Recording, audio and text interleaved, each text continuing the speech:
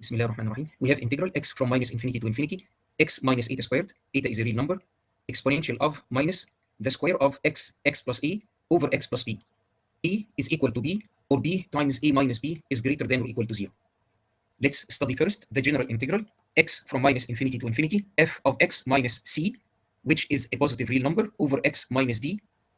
D is a real number. We can have here 1 or x squared. We have x minus d in the denominator. We split the integral into an integral from minus infinity to d and another one from d to infinity. Let's study the function g of x equal to x minus c over x minus d. The first derivative with respect to x is 1 plus c over x minus d squared. Note that over these two intervals, the first derivative is strictly positive and the function g of x is strictly increasing with x. As x tends to infinity, g of x tends to infinity. Also, g of x tends to minus infinity as x tends to minus infinity. If x tends to d from below, x minus d is negative and tends to 0. C over x minus d tends to minus infinity. Because of this minus sign, we have g of x approaching infinity as x tends to d from below. As x tends to d from above, x minus d is positive and tends to 0. C over x minus d tends to infinity. Because of this minus sign, g of x tends to minus infinity as x tends to d from above. If this horizontal axis is x, and this is the vertical line x equal to d, the function is strictly increasing from minus infinity to infinity on the interval x less than d. The function g of x is also strictly increasing from minus infinity to infinity on the interval x greater than d. If y is equal to g of x equal to x minus c over x minus d, given y, there will be two values of x corresponding to this y.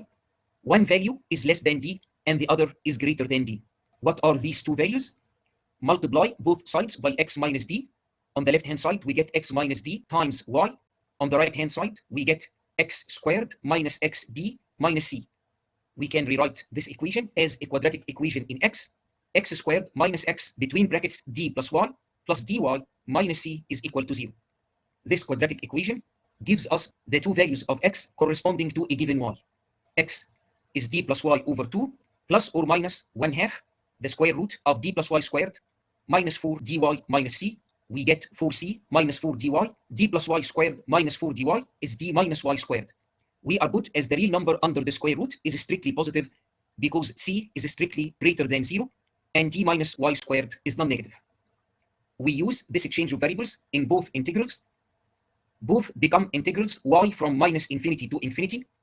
We have f of y. Given this relationship between x and y, dx is equal to this quantity dy. In this integral, we use the minus sign. And in that one, we use the plus sign. We can now recombine the integrals. The sum of these two terms is equal to 0. We end up with integral y from minus infinity to infinity f of y. What if our original integral has an x here? When we do the substitution, x is replaced by this quantity in one integral and by that one in the other. When we multiply the two brackets, we get 4 terms. 2 of these terms appear when we multiply these two brackets with negative signs. These terms go away and 2 appear with the same sign. So we can just multiply this by 1/2 by 2. We get y plus d over 2 plus this times that by 2. So we get 1/2. This square root goes away with that square root. The remaining part is y minus d. Y plus d plus y minus d over 2. That's y. This integral is integral y from minus infinity to infinity, y f of y. If we have x squared, these two brackets appear squared here. We expand the two squares. When we combine the integrals, we get this term plus this one. When we multiply these two terms by 2, this 2 goes away. The square roots are eliminated. We get plus 1/2 y plus d, y minus d, that's y squared minus d squared. If we expand, we get 1 over 4y squared plus 1 over 4d squared plus 1/2 dy plus c plus 1 over 4y squared plus 1 over 4d squared minus 1/2 dy plus 1/2 y squared minus 1/2 d squared. D squared disappear. Also these two terms. This integral is integral y from minus infinity to infinity, f of y multiplied by y squared plus c. Let's focus on this part in the integral of interest. we have the square of x times x plus a divided by x plus b.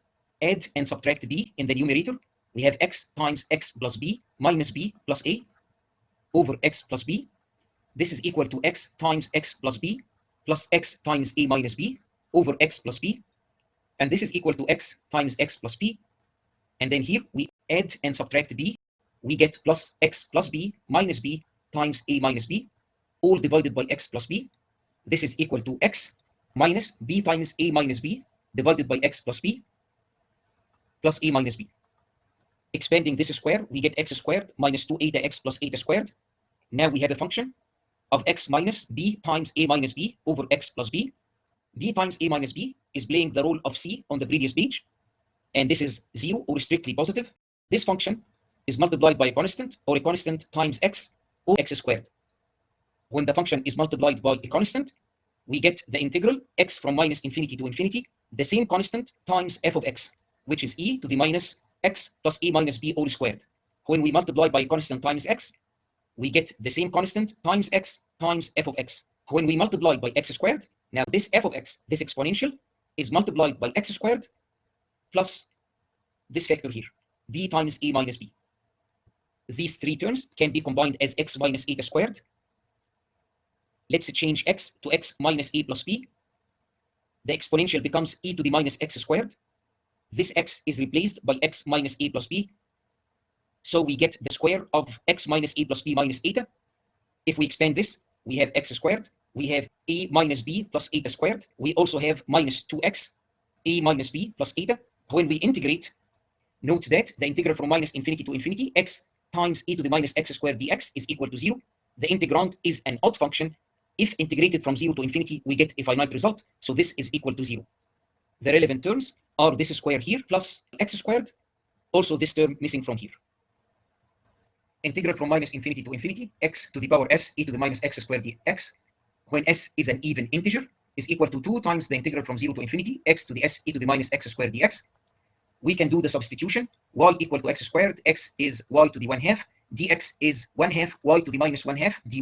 The integral is from 0 to infinity, y to the power s over 2, e to the minus y to the minus 1/2 dy. This is integral from 0 to infinity, y to the s minus 1 over 2, e to the minus y dy. This is gamma of s plus 1 over 2. When s is 0, we have gamma of 1/2, which is the square root of pi. When s is equal to 2, we have gamma of 3 over 2, which is 1/2 gamma of 1/2. That's square root pi divided by 2. Using these results here, the integral of interest is equal to square root pi times between brackets 1/2 plus the square of a minus b plus eta plus b times a minus b.